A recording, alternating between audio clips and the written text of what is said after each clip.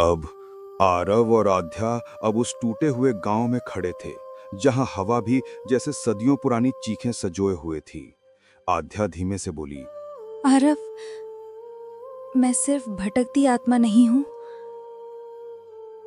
मैं इस गांव की आखिरी लड़की थी जिसे इसी गांव ने मार दिया था। आरव के कदम कांपने लगे।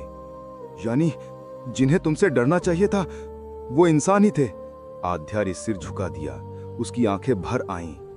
200 साल पहले इस गांव में अशुभ का डर था। जिस लड़की के जन्म से पहले अजीब संकेत मिलते उसे श्रापित मानकर मार दिया जाता था। मैं भी उनमें ही थी। आरव ने चौंक कर कहा, तो तुमने क्या किया था? आध्या ने धीरे से कहा, कुछ भी नहीं, मैं बस गलत दिन पैदा हुई थी। और तभी हवा तेज हुई। गांव की जली हुई झोपड़ियां कांपने लगीं, पेड़ कराहने लगे। आध्या के शब्द कांपते हुए निकले, तांत्रिक ने कहा, अगर मुझे बलि दे दी जाए तो गांव बच जाएगा। आरव का दिल बैठ गया। उसी तांत्रिक ने तुम्हें बांधा? आध्या ने सिर उठाया। उसकी आंखों में आंसू नहीं, आग थी। हाँ, और वही तांत्रिक आज भी जिंदा है, इंसान नहीं, श्रापित दानव बनकर। और जैसे ही उसने ये कहा, गांव की मिट्टी फटी, जहरीली धुंध उठी और लाल आंखें ठीक उनके पीछे चमकीं।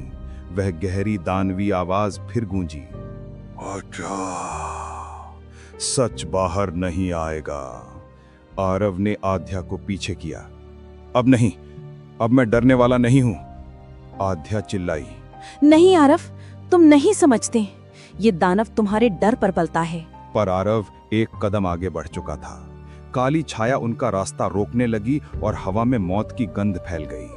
आरव ने कांपते हुए पूछा, अगर ये तांत्रिक था तो बच कैसे गया? आध्या ने टूटती आवाज में कहा, क्योंकि उसके श्राप की शक्ति मेरी मौत से बंद नहीं हुई थी।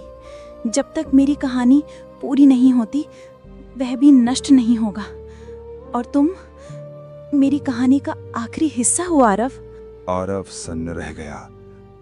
मैं? क्यों? आध्या की आवाज टूट गई। क्योंकि तुम मेरे जैसे पहले इंसान हो जिसने मुझे डरकर भागा नहीं बल्कि वापस आया। काली छाया और करीब आ चुकी थी।